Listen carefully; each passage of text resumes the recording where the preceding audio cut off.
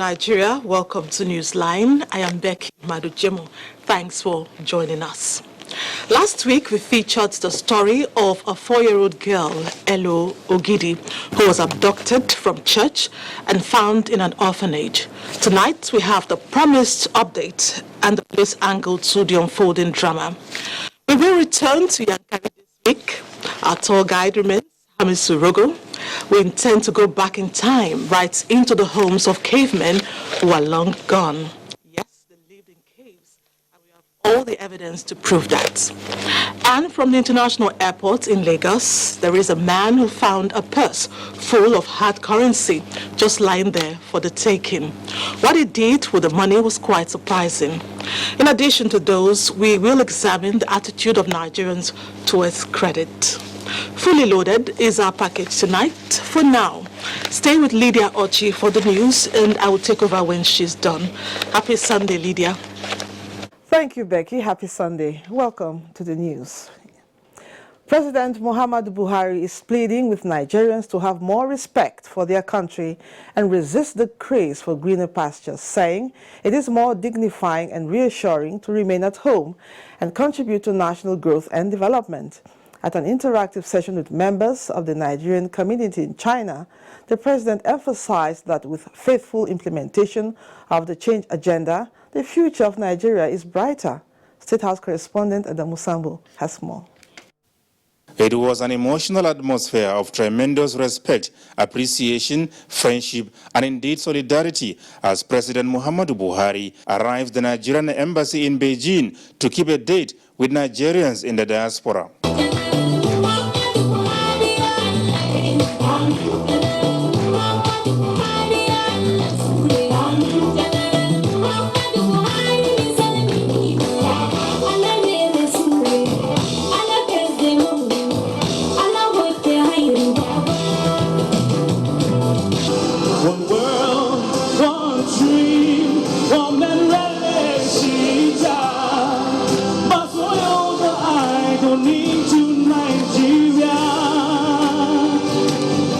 Flanked by several governors, lawmakers, ministers, and other key government officials, the president listened with rapt attention as the diaspora community from various fields of endeavor spoke their minds regarding his presidency. The China-Nigeria relations, the situation at home, especially on the fight against corruption and insecurity, economic diversification, and what can be done to make life better for Nigerians, as well as their stay in the Asian country more rewarding, dominated their submissions. We have seen giant strides, and we want to appreciate you so much, Your Excellency, and we can play a constructive role in investment drive towards Nigeria, whether it's at the federal, state, or local government level. We have the resources to be able to play that role. President Muhammadu Buhari brought them up to speed on the genuine efforts by his administration at sanitizing the country for a sustainable future. He said in spite of the overwhelming problems inherited on coming to power, things are now much more better in the nation's critical economic sectors, and expressed delight that Nigerians are now well informed. I'm congratulating all of us for being Nigerians. We are not doing badly for our country, and we are very, very grateful to China for her generosity in coming to identify in building our infrastructure, very soft loans, very long time of payment, and very low interest. But we need your understanding and support. Whatever you can contribute back at home by advising your families, to vote for our party. I have no fear about free and fair election. That's what brought me here. Nigeria's ambassador to China, Baba Ahmed Jeddah, who takes pride in the highly beneficial relations between Nigeria and China, told the president that Nigerians in the Asian country are well behaved and law abiding. President Muhammadu Buhari will inshallah contest and win the 2019 election for a second term of 4 years by the grace of God and the collective will of Nigerians, including those Nigerians from the diaspora gathered in this hall. sanity is coming back, as they said, and the anti-corruption fight is one that they've said they have to support. They have to own it and support the president's anti-corruption fight and other measures, like tackling security, tackling the economy, and generally building a strong, solid foundation for the youth of Nigeria, a foundation that can never be shaken anymore, broken. The president also held an interactive meeting with the chief executive officer and top management of CCECC, a Chinese consortium actively engaged in the nation's infrastructure development enterprise. Thank you very sincerely for all the efforts you are putting in putting our infrastructure in the right place. Some 150 Nigerian students being sponsored by the Chinese company under the railway expansion program were introduced to the president. There are millions of Nigerians, I'm sure, competing for such opportunity. We are lucky to have got it, and I hope we will make the best use of it. And we as a nation are grateful to China for extending this generosity to us. President Buhari's engagement in China continues. From Beijing, Adamu Sambu, NTA News. Our next story is still from China. Ahead of the 2018 Forum on Africa-China Cooperation meeting holding in Beijing, China, a ministerial conference has been held to deliberate on various issues that will preoccupy heads of state and governments of 53 African countries and the leadership of the People's Republic of China in the next 2 days. Foreign Desk correspondent Makut Simon Macham reports that Nigeria's Foreign Affairs Minister led the Nigerian delegation to the ministerial conference. 3 years ago, African leaders and the People's Republic of China met in Johannesburg, South Africa to continue dialogue on cooperation that cuts across business, economy, diplomacy, good governance, and much more as the two parties push ahead with the consolidation of growing ties. At the 2018 meeting holding in Beijing, China, the ministerial conference is reviewing progress and challenges recorded since the 2015 Johannesburg conference and setting the agenda for 2019 to 2021. Nigeria's Foreign Affairs Minister Geoffrey Onyama presented the highlights on the achievements of Nigeria through FOCAC, which he says are playing a key role in boosting the economy, moving it away from oil, and also reviving key infrastructural deficits in the country. 49 foreign ministers and 37 trade ministers, as well as numerous observers and trade delegations, attended the ministerial conference. From Beijing, China, Makut Simon Macham, NTA News. And back home, Amnesty International Nigeria has commended the federal government over the trial of suspected Boko Haram terrorists, describing the ongoing trial as good progress for the justice sector. In a statement by the Special Advisor to the Minister of Information and Culture, Segun Adeyemi, the commendation is contained in a letter addressed to the Minister of Justice and Attorney General of the Federation, Abubakar Malami San, by Osai Ojio, Country Director, Amnesty International Nigeria, a copy of which was made available to the police of the Minister of Information and Culture. Amnesty International Nigeria said its delegates who were invited to observe the proceedings at the third phase of the trial at Wawa Military Cantonment, Kainji, New Busa, Niger State, from the 8th to 11th July 2018, were treated with respect and decorum. Yobe State APC party stakeholders say they have no alternative to APC and President Buhari's administration. This is because they have experienced enhanced security in the last 3 years, which has translated into the revival of the people's means of livelihood. The APC stakeholders under the aegis of the Buhari Solidarity Support Group made their declaration in Sabon Garin, Naugari. Husseini Muhammad Isa reports. The gathering consists of Yobe State All Progressives Congress executives, past National Assembly members, APC stalwarts, among others, who converged to pledge allegiance to APC and President Muhammadu Buhari's administration. Led by the former Deputy Governor of Yobe State, Aliyu Sale Bagare, the group under the platform of Buhari Solidarity and Support Group described Governor Ibrahim Gaidam as the only leader of APC in the state, whose direction they will continue to follow politically. In their separate contributions, Aliyu Sale Bagare, former House of Representatives member Pasuma Talba, and state party executives urged people of Nigeria local government to collect their permanent voter cards and be ready for 2019 general elections. Briefing newsmen, the group appealed to Governor Ibrahim Gaidam to remove the bad eggs among them and select new ones based on loyalty, performance, and elective positions held. The group thanked President Muhammadu Buhari for the numerous projects executed in the state, which they said have direct bearing on the lives of ordinary citizens. In Damaturu, Hussein Mohammed Isa, NTA News. Still on politics, the All Progressives Congress APC says it is amused by the interest the People's Democratic Party PDP shows in the mode of election the APC chooses to adopt for primaries to elect party candidates for the 2019 elections. National Publicity Secretary of the APC, Yekini Nabina, in a statement says it seems that the PDP, on account of its attack of APC's mode of direct primaries, has already conceded defeat even before the 2019 elections. The statement stressed that the APC is a progressive party and will continue to implement the change agenda promised to Nigerians. Meanwhile, the National Working Committee, NWC, of the All Progressives Congress APC says its attention has been drawn to an illegal meeting by some members of the party with a view to fault the decisions made by the NWC, followed by the National Executive Committee, NEC, as regards the mode of the party's primary elections.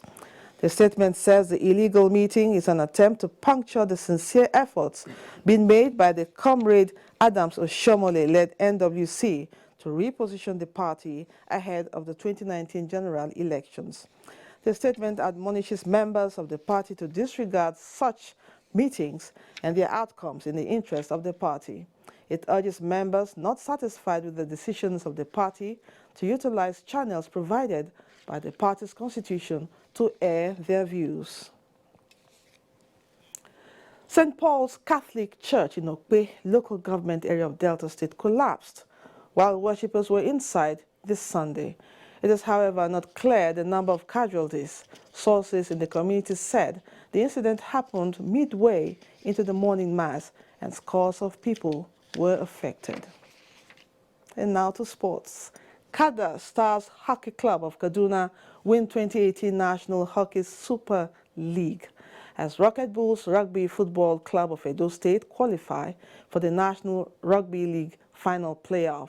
Gift George has details on our sports update. Now a quick look at the weather picture across the country. Thank you for joining us on the weather segment. I am Taidi Helen, where there has been intermittent to continuous rains across most cities in the past few days. And so for Monday's forecast, we'll expect a remnant of an overnight into early morning systems, giving chances of thunderstorms.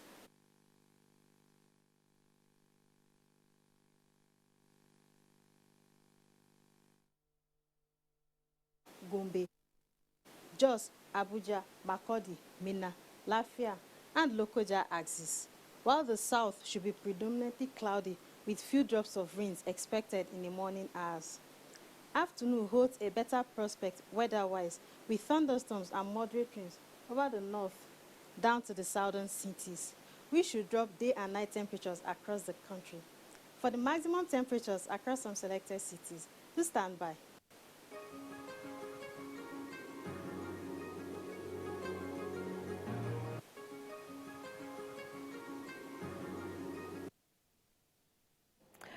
We'll take a short break now. When we return, Becky will continue with Newsline in Lagos. Good evening.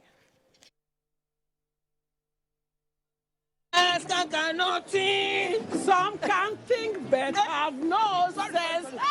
Sister, good morning. I have everything. Can you come to my beautiful? She's using my Kumago to take my costume. Totally. We'll do something. 50% discount! Hey! Thank you. Madam, please come inside. Shut up your mouth! So you don't know that with low or gas SIM, you can upload your market and get as many customers as you want? You useless! I said, you begin where you come. You get great. Stand up.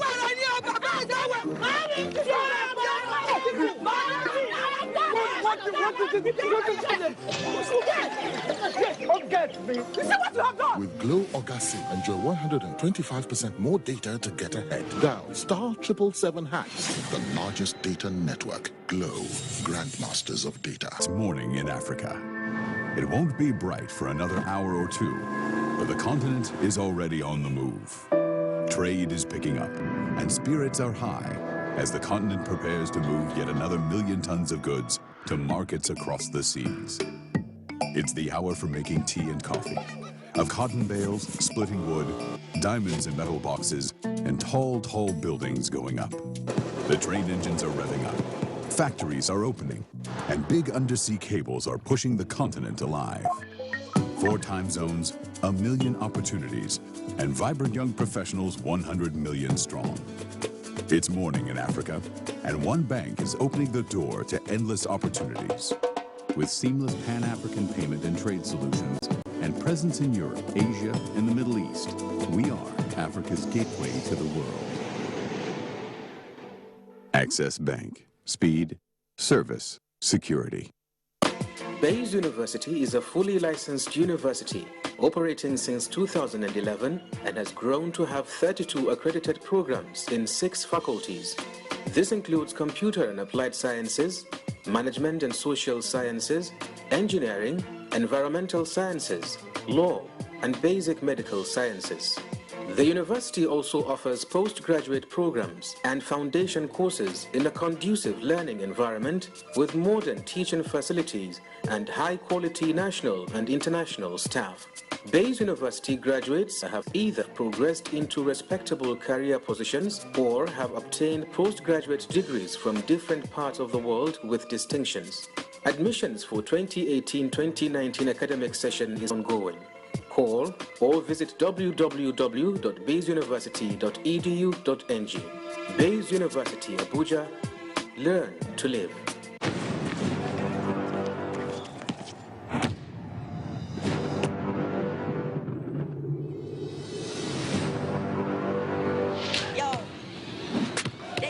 Small fish in a big pond, but lights, camera, action, and we go beyond.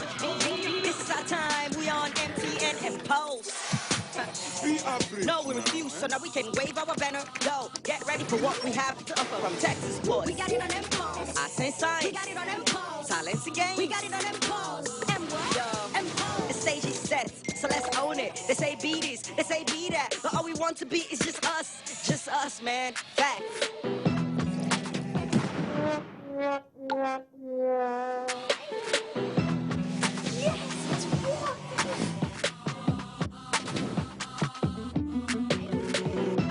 Play, explore, and learn with MTN M-Pulse.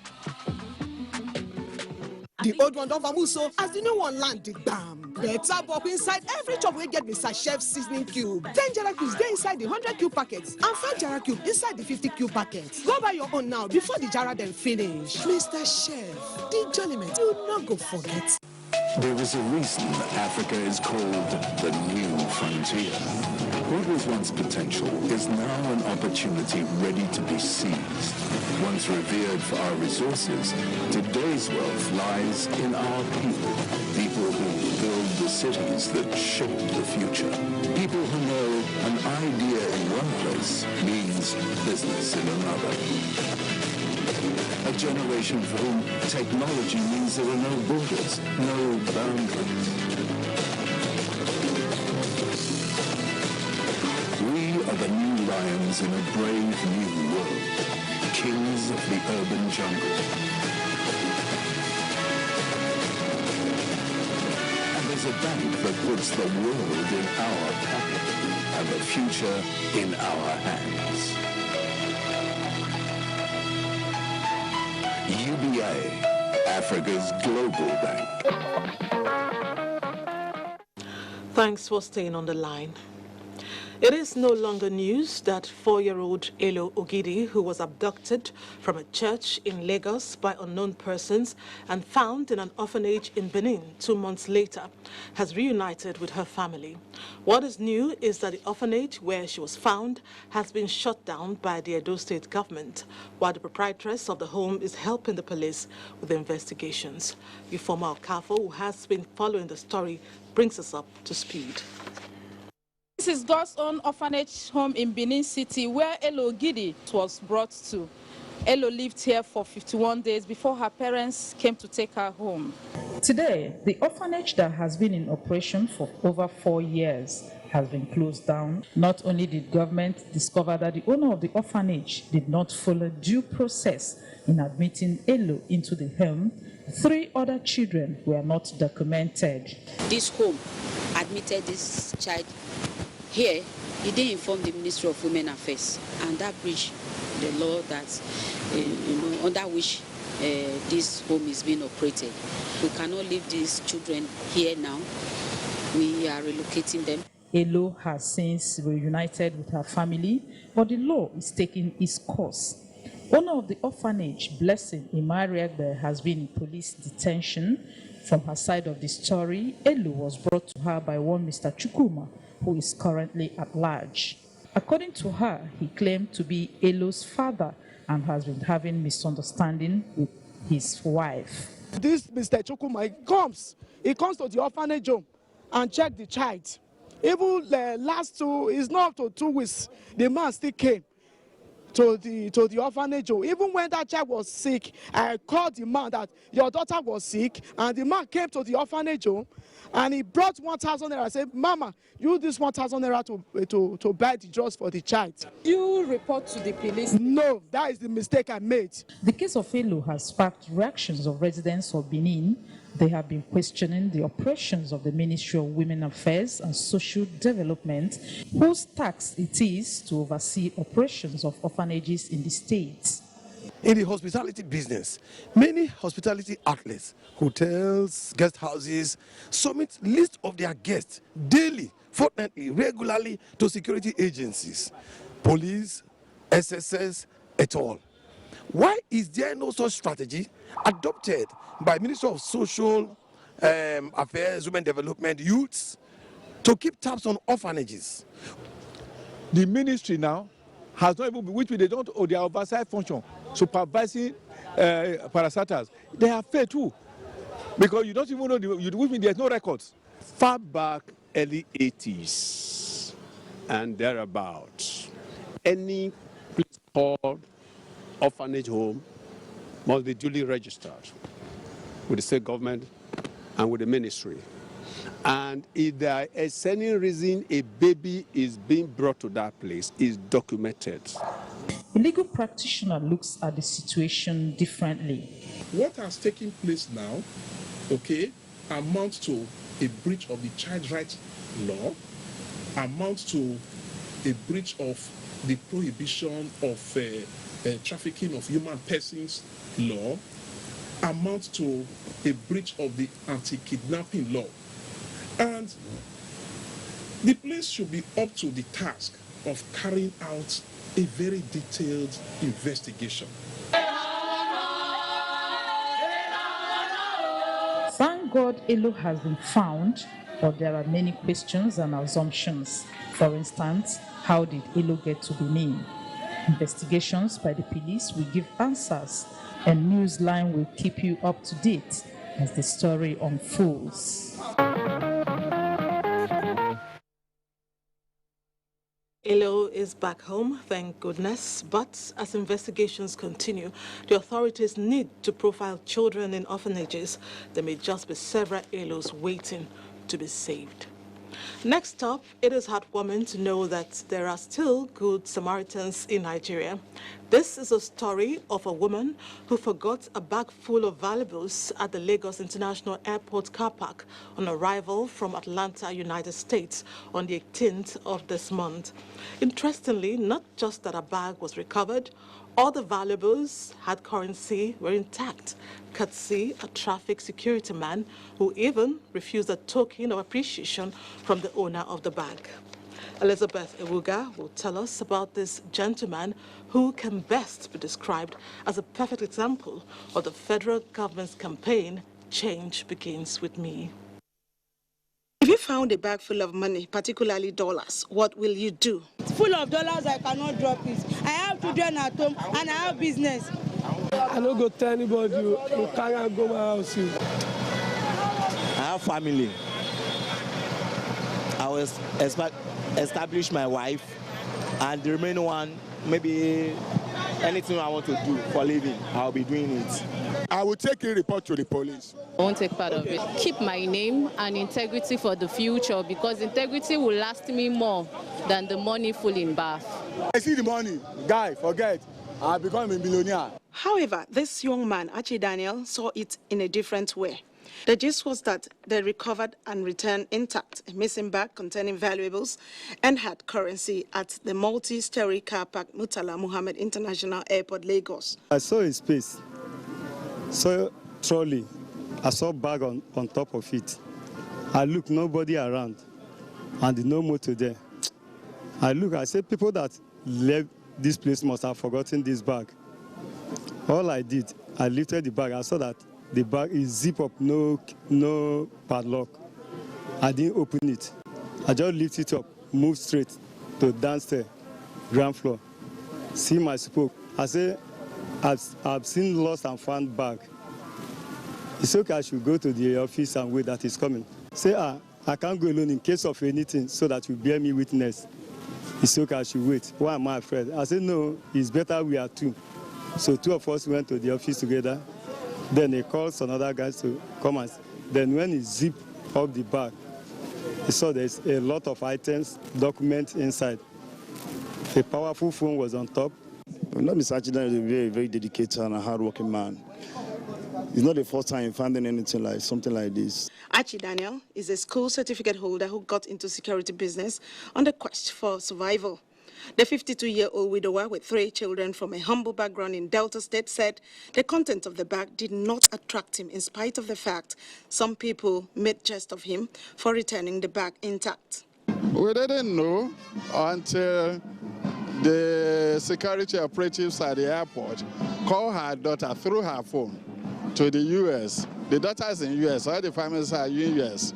They call her, and he says, Mommy? He said, no, not Mommy, we are operatives at the airport. Your mommy forgot her bag and the phone. So call her, contact her in whatever way to come back and pick it. So it was then. We have traveled all over almost 2 hours away from the airport. So that's how we turned back and went to collect it. This is a good message to foreigners coming into business, to Nigeria to establish business. This is to tell them that they are safe in our country and that whatever investments they are planning on doing in this country, we're assuring them that all is well with us in our nation. Meanwhile, the organization Archie Daniel works for has honored and awarded him and his supervisor Francis academic scholarship to diploma level, as well as cash reward of 250,000 naira each. Both of them certainly now have their names and that of the family written in gold, as President Muhammadu Buhari and other dignitaries home and abroad have also commended them for reflecting a new Nigeria and tasked Nigerians to emulate them. Anything that you don't have, don't allow you to attract you.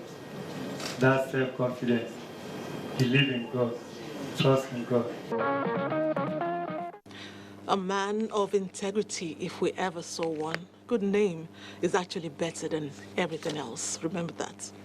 Now, once upon a time, Yanari in Bauchi State was home to hundreds of cave dwellers. All that changed with time, and their descendants came out of the cave to build and live in modern structures. Hamis Rogo toured the cave, and here are the relics from days of yore. When my colleague Mahmoud Ibn Mohammed visits Yanari, he goes there with a drone. Mahmoud has an eye for magic, and Yanari is pure magic. The result are these compelling pictures. They generate the environmental nature of this endowed game reserve. Serene, if you ask me, and beautiful too. With the shade of these pictures are locations that have value in world history. Research are still ongoing to establish a number of missing links. but their father raised the standard of Yanari beyond its rich wildlife content.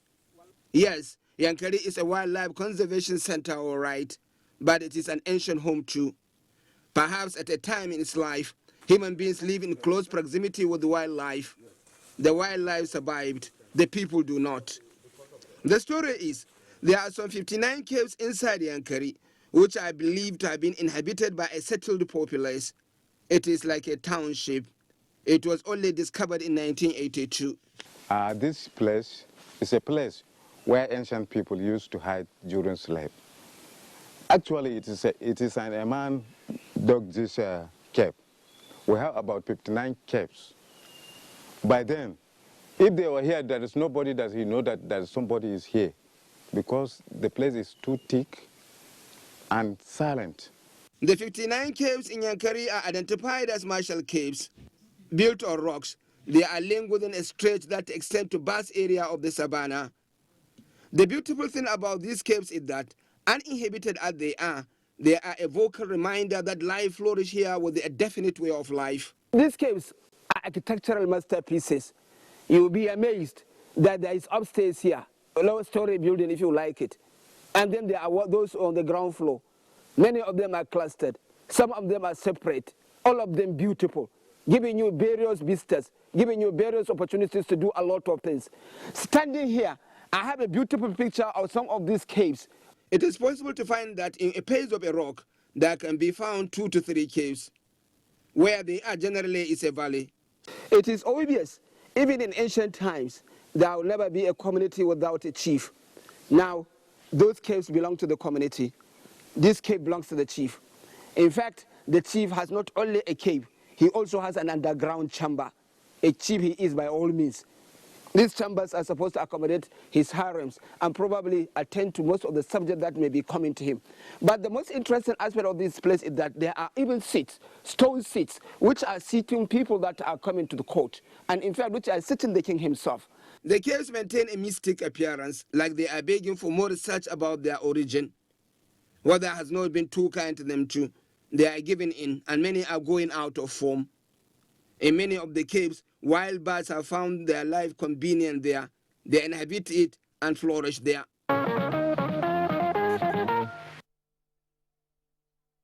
Wow, another beautiful trip to Yanari.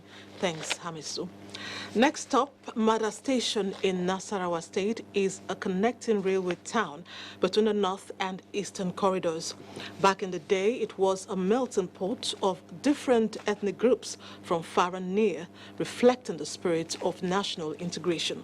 Hamza Musa Merkafi, who visited Mada recently, reports that the state government has mapped out plans to bring back the glory days of the community. The train, which the local people identify as the moving snake, has not passed this corridor in a long time, but the tracks are looking good following rehabilitation. Other structures at the station are desolate and deserted. Once, it was so important a stopover for refreshment and change of personnel who will carry on with the journey either of north or to the east. Just behind the station is the residence of the Igbo community leader in an area he recalls exuded vibrant life in the community that promoted integration. And we still do help each other in many things.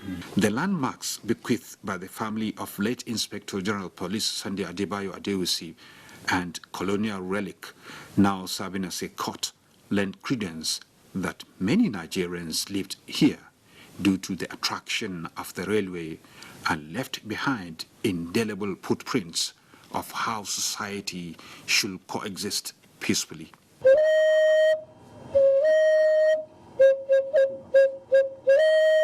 For the district head, the resonating flute is not mere actuality or to usher him into the royal palace, but a quick reminder of how Mada Station exemplified the spirit of hard work and as a rallying point. In fact, from the instrument, Mada Station was coined and since then stuck instead of Agbaso, its traditional nomenclature. Mada developed because of Igbos and Yorubas. The head shares greater optimism of his people that things will get better with renewed commitment by the federal government to fix the challenges of railway system and benefit his predominantly agrarian community. The government is also working on critical road projects within the axis in order to promote food security and access by stakeholders.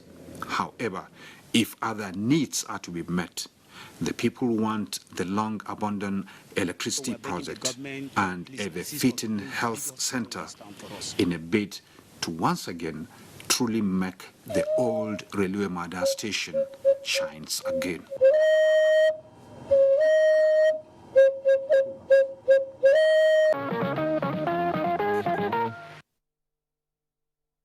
I'm pretty sure that some are hearing and seeing Mada for the first time.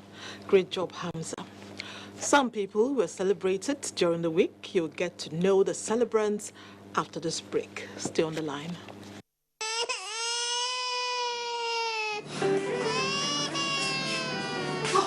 Eshima. Mama. I'm out of food. Eshima, thank you, Ma.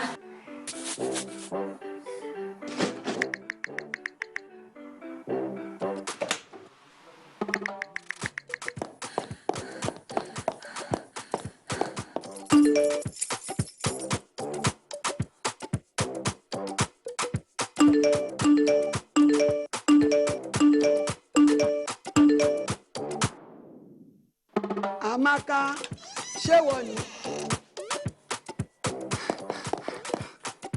Soap, orí, shea butter.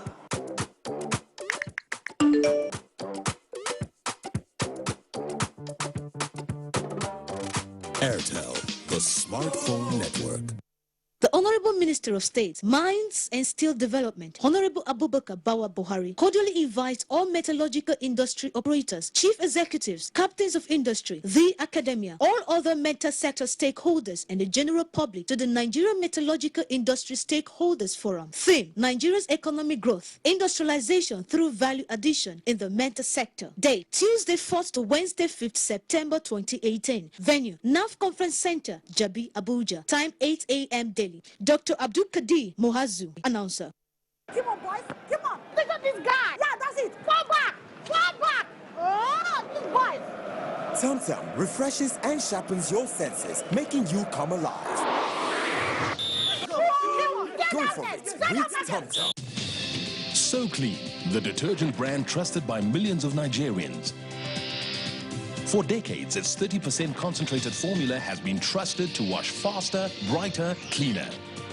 So Clean with stain magnet technology. The advanced enzyme formula pulls trapped dirt out of fiber like a magnet. So Clean with stain magnet technology for even better stain removal.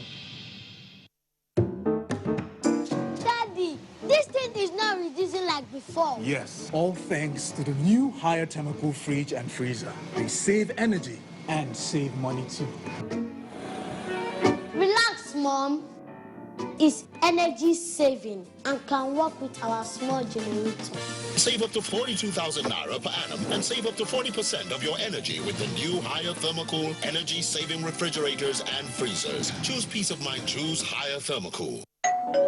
We have a challenge. My husband has a big interview, but his shirts aren't cleaning well. Don't panic, Ngozi. Just use Good Mama. Good Mama's extra cleaning power removes all dirt, leaving a wonderful scent. Look, whites are white, colors are bright, and extra fresh. Now in a 1 kg pack. He got the job? What do you think? Obvious. Good Mama knows best.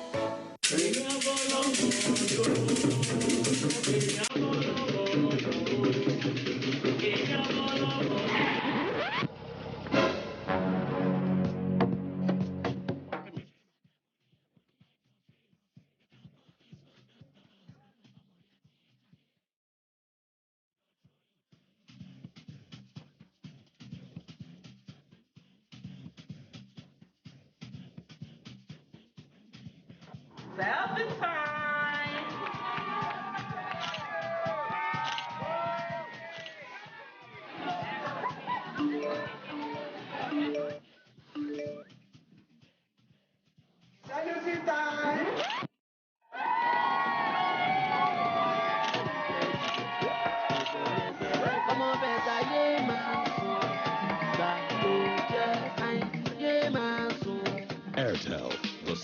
Phone Network.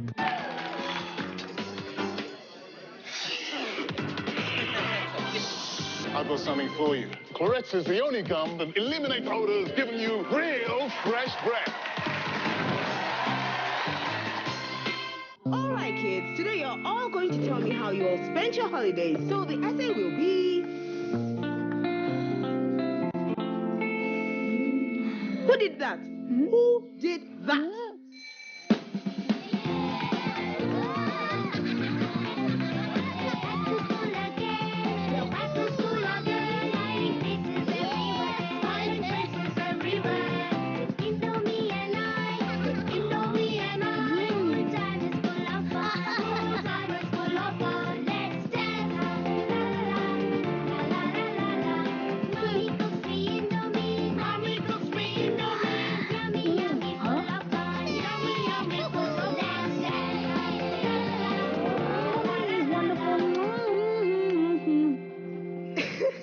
Share in the fun and excitement of the new school session with great tasting Indomie noodles. Hurry now and get yours. Indomie noodles, tasty nutrition, good for you. Welcome back. To mark the end of another financial year, Flour Mills of Nigeria PLC has posted an impressive performance in the company's annual report and accounts for March 2018. Management attributes the commitment of the company to value creation for shareholders as motivation for growth. Joy Ken Abakboya, who covered the annual general meeting in Lagos, reports that shareholders also applauded the management for declaring a total of 4 billion naira dividend payout. Flour Mills Nigeria PLC's revenue in 2018 grew by 3.5% to reach 542 billion naira, while profit before tax increased from 10 billion naira to 16 billion naira, showing a remarkable increase of 58%. The company realized a group turnover of over 68.7 billion naira. As a result, shareholders unanimously approved the 1 naira dividend per share for every ordinary share declared by the management of the company, payable by September 3rd, 2018. Management of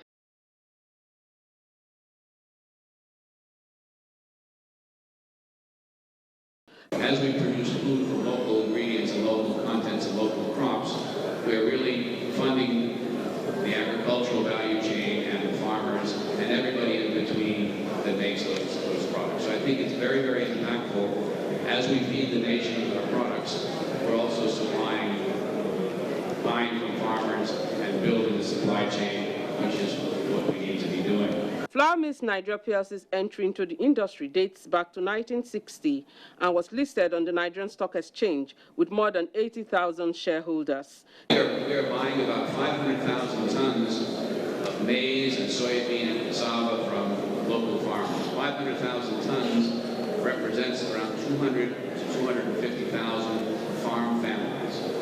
If each one has 1 hectare, we are providing really income for 200 to 250,000 farm families. The company has over the years evolved into what is today one of the biggest food and agri-allied business in the country, feeding Nigerians every day.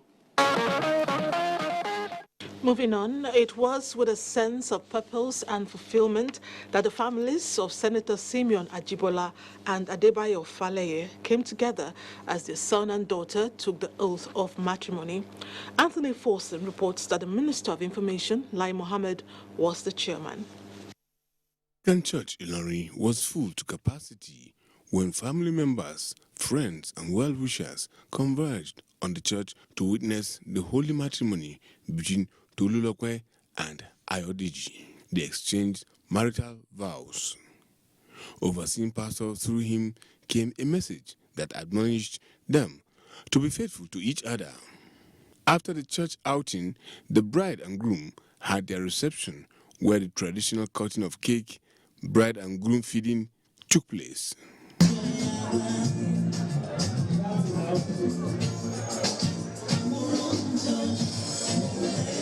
Using the occasion to draw inspiration from the present administration, Information and Culture Minister Lai Mohammed said the couple must not fail to uphold the path of honor and show love to one another.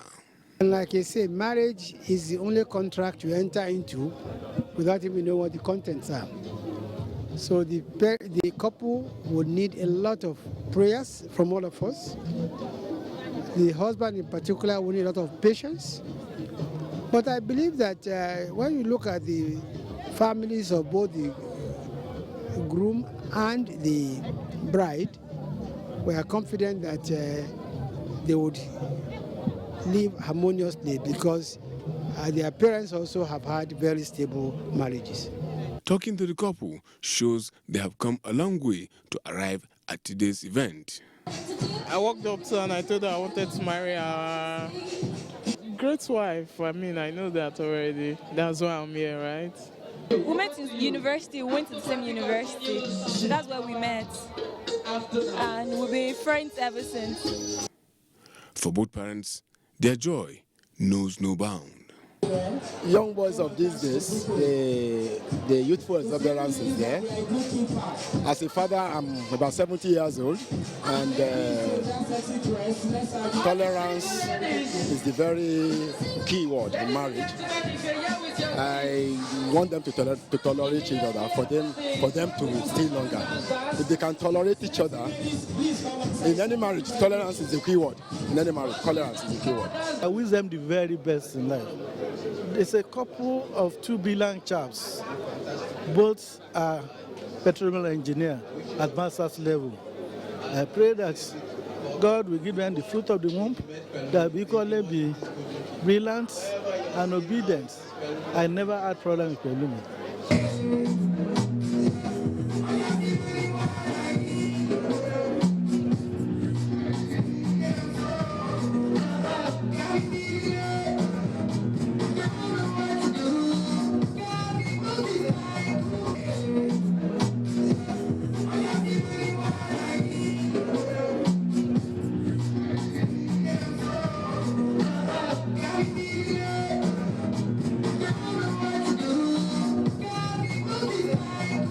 The bride and groom are both engineers.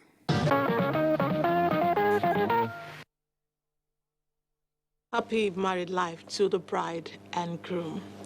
Melodious songs, energetic dance steps, and fabulous attires are innovations mostly displayed by women at political rallies. Apart from the fun and glamour they bring, they also send strong signals of their active participation in politics. Ijoma Peter Wante reports for Newsline. Some have described women as the weaker sex. Others say women are vessels of peace, and yet for some, women are the key to a successful economic management of the home. There are indeed many odious roles of women in the Nigerian society, and politics is no exemption.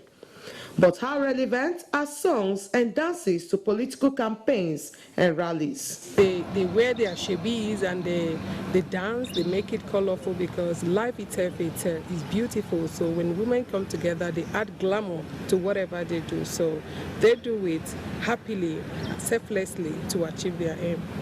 When women come up in politics and wear a particular uniform or even put on simple polo, bringing out their physiognomy totally, it means that the whole world's in total support. Historically, Nigerian women have been known to play very active roles in politics. Nigerian women have risen above cultural and religious inhibitions to make definite impact in the political landscape from the past and even to present times. And women are so intelligent that you see that all the positions they are given to, they take proper care because women try to preserve their integrity. Women are committed when it comes to politics, even in families. They are committed when they come together. They make sure whatever they set their minds to do, they do it very well. And they know that the future of their children are being entrusted in them. So politicians certainly use them because they know that women are very powerful when it comes to influencing the society. As they are influencing people, people are more or less listening to women than listening to campaign of men. Recently, there have been consistent growth in women elected and appointed into political offices with calls for more. Now that we have put it to law that we have an affirmative of 30% that should be given to women, which some people like us that we are advocating that it should be increased. Everybody should be given equal chance, because what a man can do, a woman can equally do it. Let us not cage ourselves and tie our women down. Women are now to be seen, to be heard, and to participate. As Nigeria marches towards its 20 years of unbroken democracy, would women be able to galvanize their large voting population towards actualizing their hopes for a better future?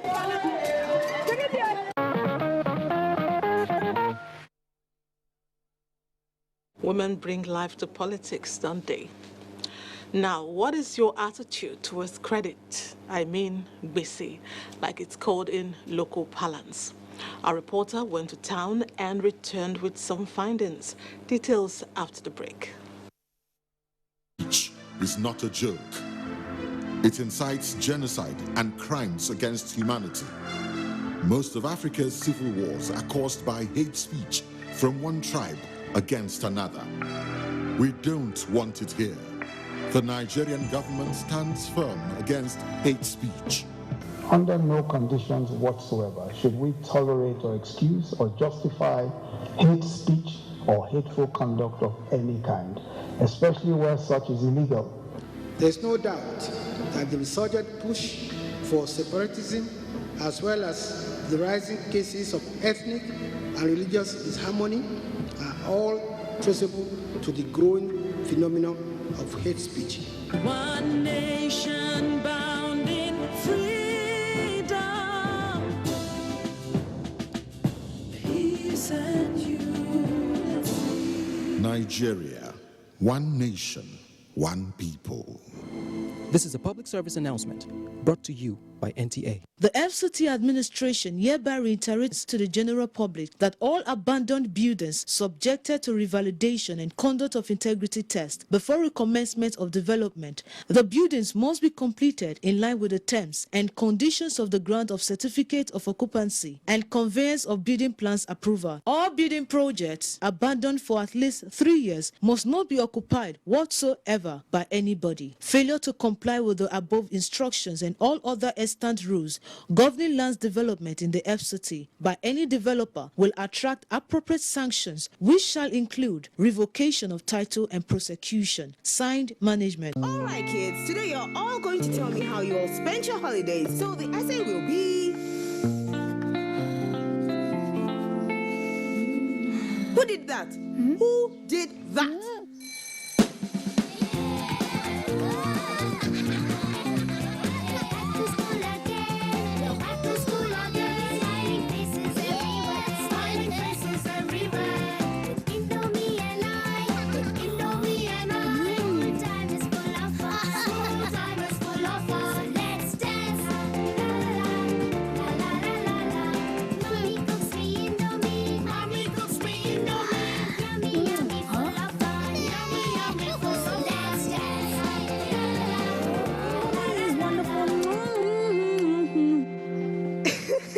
Share in the fun and excitement of the new school session with great tasting Indomie noodles. Hurry now and get yours. Indomie noodles, tasty nutrition, good for you. Madam. Brought us as usual. As usual. You have no problem. For the three put You are welcome, sir.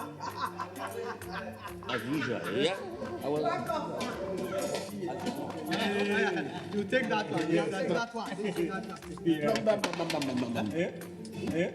You don't understand? We want Nigerian homegrown rice. Finish.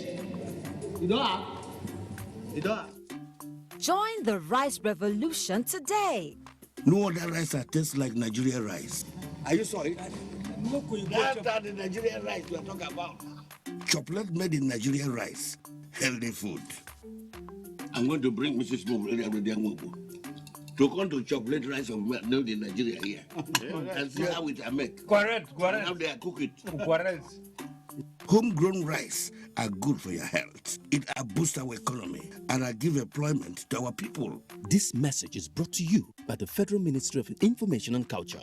These days, people get their news and information from more media sources than ever before. Some of the news and information given are fake, unverified, doctored, and manufactured to create confusion, stir disaffection, and cause disunity. Before you believe or share any news, ask yourself, is this real? Is it from a credible source? Is it verified or verifiable? Fake news is dangerous, whether you do it for fun or for political gains. Real people can get hurt. Fake news, don't create it, don't spread it. This is a public service announcement from NTA.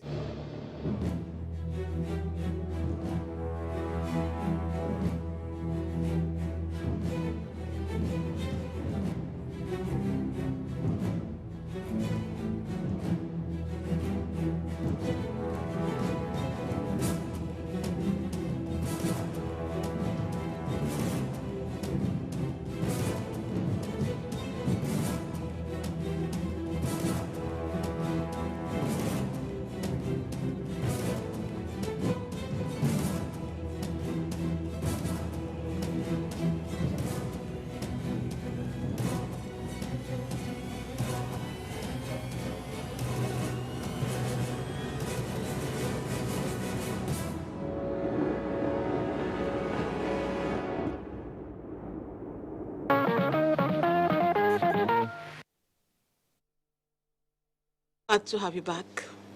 John Mary Iloka is a young inventor in Onitsha, Anambra State. He made it to the program tonight because he has invented an alternative source of electricity. Ikene Undulwe met with him at home. Let's now see what John invented. Residing in this modest residence at 26 Alo Street, Fege, Onitsha, is a young talent whose ideas and inventions are quite ambitious. 22-year-old John Mary Iroka from Osu local government area of Imo State holds an OND certificate from the National Meteorological Institute, Onitsha. His vision is to establish the largest electricity generation and distribution company in the country that will provide electricity with wireless connection. His latest invention, the Matrix engine, which is still at the prototype stage, is designed to generate energy from water molecules. Matrix engine is an ideology, it's kind of concept that I pictured out with the intention of generating energy free at infinity from atomic motions of water. So this very energy can serve you very much efficient more than battery, and it's a kind of concept that can scrap away battery using of fuel, using of photoelectric cell, and so many other things. The young inventor said his next plan is to build a vector subsonic engine capable of producing 2 kVA of power virtually out of nothing. However, funding remains a major challenge. I need to step into another prototype that should be more other conspicuous. So I intentionally need a finance that will help me to swap into that. May we talk to the government, may they help us so that my child will be known to the world. So that, because there's other invention packed in his brain. Even he did mention about a car running without fuel or whatever, and the other one that used to buy something. He did mention about so many things. Other things have been packed in his brain. Every day, normally, in the night, he normally wakes up to go and do some research. Dreams of talented young ones such as John Mary should not go unsupported as the country strives towards a virile nation powered by ideas and technology. Amazing. Talents like John need all the encouragement they can get, and catching them young is a boost to homegrown technology. Now, what is in a name? This is a popular rhetoric that keeps popping up because we are identified by the different names we bear. Then again, with naming ceremonies and documentation, a name is comparable to a seal that validates the next person. Annie Daniels, however, reports that many people are having reasons to question the name they were given at birth. Some are even changing their names they do not like. To start with, does Annie know the meaning of her name? Yes, Becky, my name is Annie, and it means God has favored me. Now, when God created the first man and woman in the Garden of Eden, he named them Adam and Eve. A name, therefore, is God ordained. So, it is appropriate to say that everybody should be given a name at birth. What determines the name given to a child? So the events that go around your time of birth actually stipulate the names you are going to be given. I had a student that, two girls, twins like that. And I asked after their names, they said that their names are Ndarake. Ndarake means I'm not happy. Though the meaning of names manifest in the lives of people who bear them. My name is Adiola. What does it mean? Adiola means crown of wealth. So what's the crown on your head? I can't see it on your head. I guess it's inside of me. It's something I carry, it's a notion. Linda is something like in form of snake. When Daniel started following you, behaving like that. So Jennifer Forrest, what are you doing in the forest? Diana, okay, the goddess of war, of violence. It depends on who is involved. So, if the boy or the girl did not do well, you'll say it's because of the name. If the boy, turned out to be very good in everything that he lays his hand on, and he's still having a perceived bad name, nobody will remember that it's the name that has separated it. These respondents say names are linked to ancestral lineages. When somebody is called Fadeyi, it means that in his ancestry, there is a relationship with Ifa.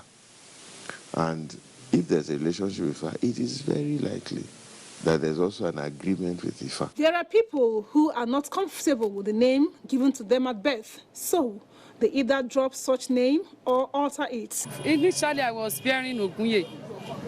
Well, due to conviction and I don't know, I've changed it to Oluwaye. Oluwaye means that God lives. God lives forever. This respondent, however, says no matter what his name means, he can't drop it. My name is Sadiq. My name means the truthful prophet. Do names have spiritual undertones? Jesus used to change people's names. For instance, Peter was called, he was called Simon the Reed, flexible, here and there, changes. And that name, he lived it out for a long while, until Jesus said to him, you will now be called Peter, the rock, stability. Our Prophet Muhammad says, select good names to your son. Come to think of it, have you ever wondered what it would be like without a name? There will be chaos because if I want to call someone and I don't know the person's name and there's no name to call the person, that would be looking for trouble. While it is appropriate for everybody to have a name for identification, it is very important for parents to give their children names that will uplift and not suppress or oppress them in life. I would add that names should have positive meanings. You never know the cosmic effects on bearers. Now, let's talk credit. What about credit, you might ask? Well, in our society, the whole idea of credit carries a negative connotation. Some illustrate it with the popular saying that he who goes a-borrowing goes a-sorrowing. Is this always the case, or is society changing? I think, John Adams went out to the streets to find out the attitude of the average Nigerian towards credit. No credit today, come tomorrow is a common inscription found in some shops in Nigeria. In this case, does the tomorrow ever come? Obviously no, because going back tomorrow, you will be greeted by the same inscription. Oyelade Tayo sells perfumes and clothes. He transacts business on cash and carry basis. But why that decision? There are some customers, if you sell for them, they'll just take that one as an opportunity. You will not see them again. So, if he doesn't believe in giving out credit, does he take credit? We do collect credits. Irabo Kosun lived in the United Kingdom for about 5 years.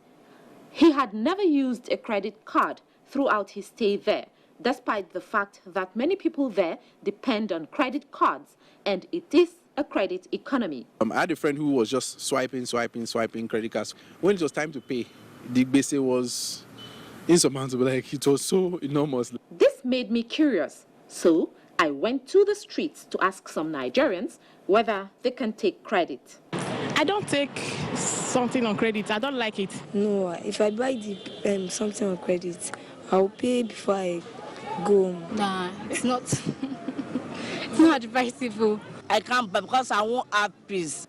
It is obvious that many Nigerians perceive credit as a bad thing, which also reflect on proverbs like these. Whoever wants to borrow and didn't get, you should not be angry because God it's not your destiny to borrow. Which means credit is a disease that kills the borrower. On the contrary, for these respondents, Bese is what keeps them going. Instead of waiting for a particular phone at the end of the month to meet something, you might just decide that, okay, let me go and get this thing on credit. I can pretty much buy anything that I believe that I need. Okay. But I don't have the financial means at the moment to settle, so probably have to defer to some other time. If I need it now, of course I can buy a credit. So I'm trustworthy, so if I buy, I tell you, I'll come tomorrow, I will come. Adiola Salami, a food vendor, says selling on credit keeps her customers. At times, you might be cash-strapped. I sell full on credit. People I know, that I know that these people, when I look at them, their appearance, I know they are responsible. In most societies in Nigeria, taking anything on credit is considered a bad thing. That is the belief, and it is deeply ingrained. Changing this mindset will require extensive reorientation. Who will take the credit for this? Thanks, Ingino, and I hope you found that informative. Now, in spite of an increase over the years, life expectancy in Nigeria is still low compared to global projections.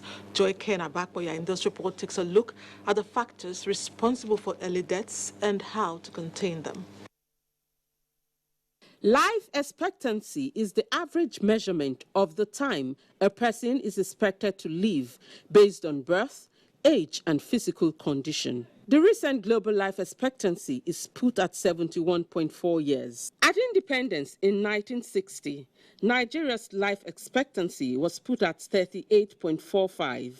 However, the 2017 World Health Organization WHO statistics on life expectancy indicates that an average Nigerian now lives for between 54 to 56 years. Our life expectancy has now increased for female, now about 56, for male, about 53, so we're slightly better in the last review. This is relatively low when compared to most developed nations like Japan's 83 years, United States of America's 78, and United Kingdom's 83 years. Even Nigeria's immediate neighbor like Niger, Benin, and Ghana, who are considered to be behind Nigeria in terms of development, have better life expectancy ratings. What then could be responsible for early deaths in Nigeria? Basically, stress. Stress is a contributing factor to early deaths. Pollution of the environment, inability to have access to medical facilities. Like most people, they don't go to the hospital until they are sick. But that ought not to be. Average Nigerian worry about so many things. You worry about infrastructure, you worry about sustainability, you worry about your job, you worry a lot. Nigeria worry a lot. In fact, we are the most worrying country in the world. Social economic indices bordering on health, poverty and crime have been identified as major contributors to Nigeria's low life expectancy. High level of unemployment and a high level of poverty is contributing to this low life expectancy. Most Nigerians could not really afford the high medical bill, and we have corruption there too, because the resources that are supposed to be used to get the necessary medical services for people are being diverted, into the pockets of the greedy ones. Medical experts say the high death incidence is also as a result of the increase in and poor treatment of diseases such as pneumonia, malaria, HIV/AIDS, and stroke. The common ailments are still common cause of death, which are already being taken care of in developed countries. Shortage of blood, anemia. It's no longer a common cause of death in Europe and America, but it's still a common cause of death there as a result of poor nutrition, so no enough blood is being produced, or as a result of common malaria, which will reduce the blood level in the blood and the person become anemia, and when he became anemia, it's either it's so bad that we need blood transfusion and all those complications. Majority believe that when they are sick, so they can use alternative methods, and some do not believe in going to hospitals, despite the fact that government have provided areas where people can have a lot of thorough medical attention in terms of diagnosis.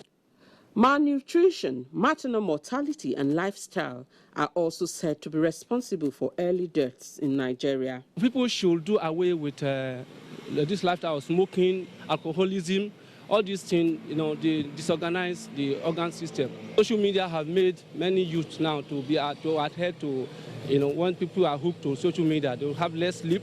That's why parents should be very careful, monitor their children. Some children, when they are expected to be sleeping, they are hooked to, social media all over the night, browsing and, calling. All those things have to reduce. People should learn how to have enough sleep. There's an average time an adult should sleep per day. The same thing to children, so that you have, well-balanced system.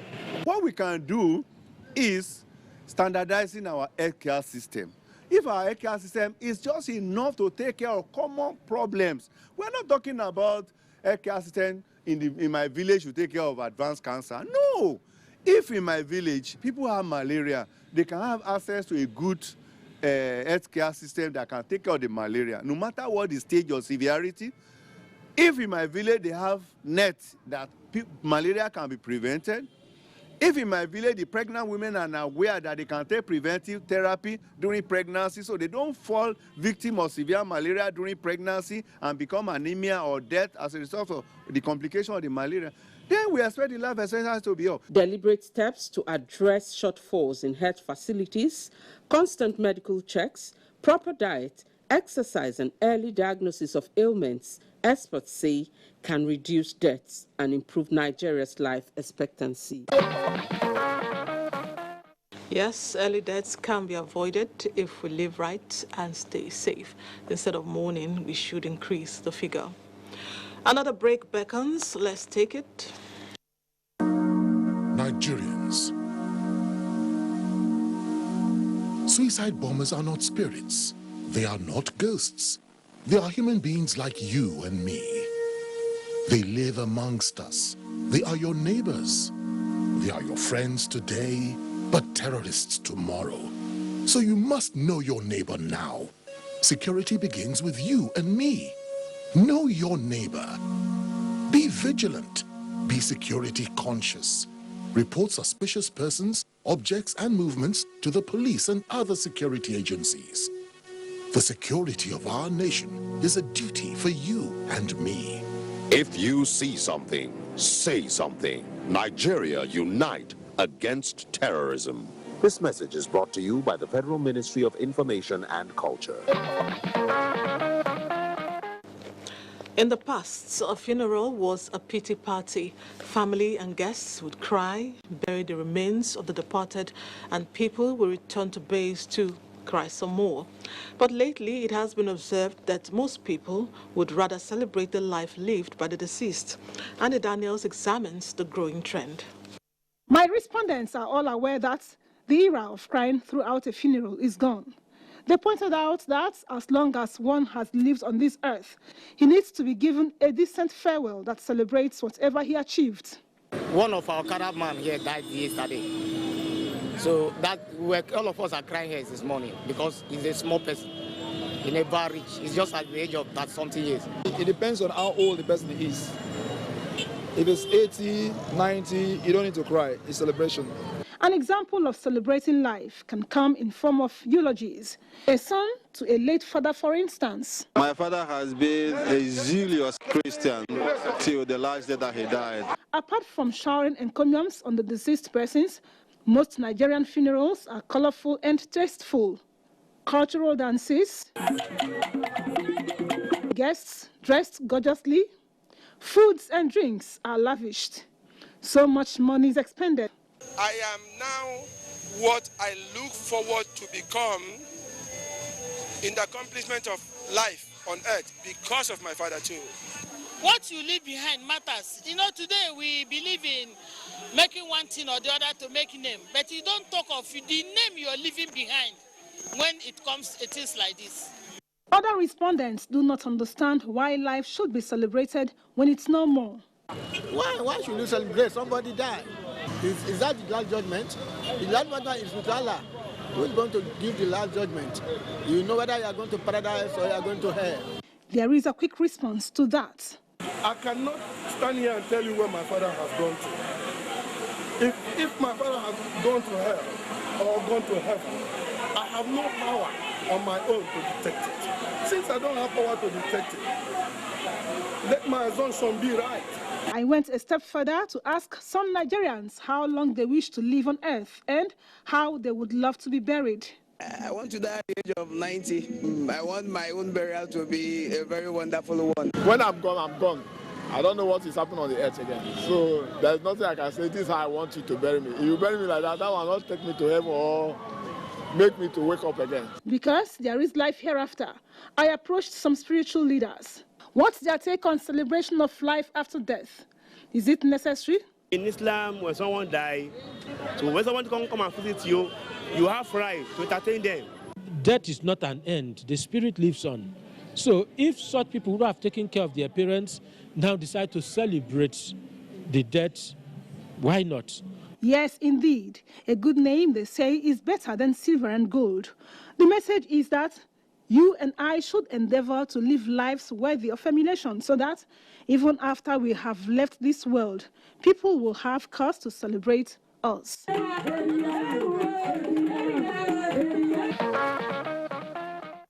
I quite agree with the respondents who submit that life should be celebrated in death. Sadness must not erode the achievements of the departed. To sports now, many young supporters recently gathered at the just concluded zonal eliminations of the team events at the National Youth Games held in Abuja, Ogun State. A cross-section of sports administrators described their action as patriotic. Kehinde Lamidi mingled with the child supporters at the Alake Sports Complex, Abuja. According to the Oxford Advanced Learners Dictionary, patriotic is defined as having or expressing a great love for one's country. This informed the bedrock of Nigerian Football Supporters Club, ably led by Dr. Rafiu Ladipo. If you are not patriotic, you cannot be in the group of supporters. When you are a supporter, you are not looking forward to making anything by way of benefiting. You have to put your time, you have to put your money, your efforts into supporting the cause you believe in. And so patriotism starts from there. Oh yes, patriotism is the propelling force that made these youths made up of players of basketball, volleyball, handball, squash, tennis and table tennis to come together in unity to support Ogun State teams to win some of the events during the elimination, even though they could not afford uniforms or musical instruments to cheer up their beloved Ogun State teams. But they found solace in these improvised instruments made up of empty bottles, which they beat to the admiration of spectators.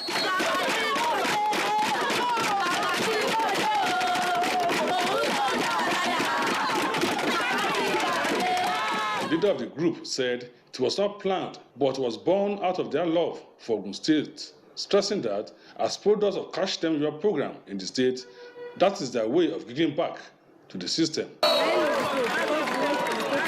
Stakeholders do not agree less to the patriotic tendencies displayed by these youths. That is the power of sport, and of course that shows that the timing is also okay. The kids are encouraged. Patriotic guys that should be encouraged. Patriotic guys that I've been looking forward to seeing, because I've been there for years. I'm getting old. And I need people to take after me, to do what I've been doing. I even do it better, much better. So for me, those guys are great guys. They are patriotic guys. This goes a long way to show that any Nigerian can show acts of patriotism, regardless of his age and status. A different brand of cheerleading there. Thanks, Kendi. The biblical injunction to give thanks to God in all circumstances was demonstrated by the family of the former Executive Director Marketing of the Nigerian Television Authority, NTA, Pastor Ifeanyi Uzodimma, as they bid farewell to their son, the late Obiora Lutana Uzodimma, who died at the age of 40. Joy Iliebu has details. There was an outpouring of encomium as family, friends, and colleagues gathered to pay their last respect to late Obiora Lutana Chukwuemeka Uzodimma. The funeral rites began with a service of songs held in Abuja, Lagos, and his hometown, Amora Odida Batete, Anambra State, where many gathered to eulogize a young man who had touched their lives in many ways. In his exhortation, Pastor Faith Funsho Kunjoni noted that it is appointed unto man once to die, and after that comes judgment, hence the need for Christians to reflect on how they live their lives, as they will one day give account to God. In a funeral service held by the Redeemed Christian Church of God for his final interment, Pastor Faith Funsho Kunjoni urged Christians to be ready to meet their Creator at any time, as death is an inevitable end for all mortals. He described the late Obiora Lutana Uzodimma as a young man who during his lifetime was committed in the service of God and humanity, re-emphasizing that the dead will only be remembered by the good things they do while on earth.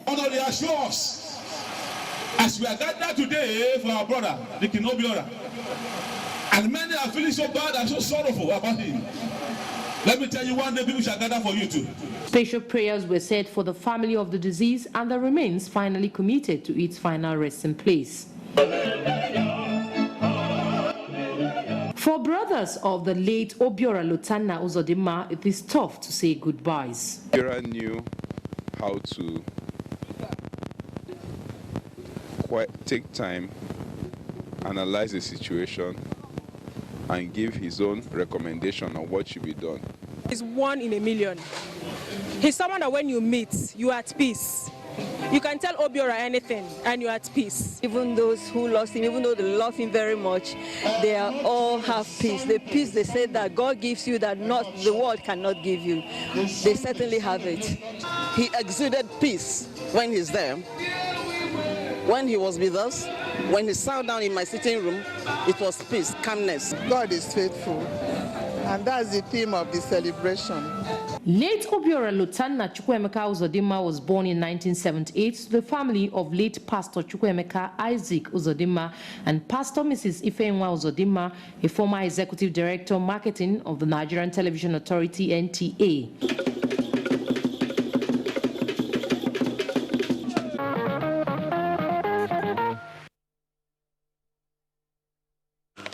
May God grant the family the fortitude to bear this painful loss, and may his soul rest in perfect peace. Amen. That's Newsline this week. Thanks for watching. Ali Baba seriously is next. He came with a huge card. He's celebrating 30 years, 30 years on stage. Can you believe it? So I'm taking it back now. Yeah. Well, we are old. Now we know.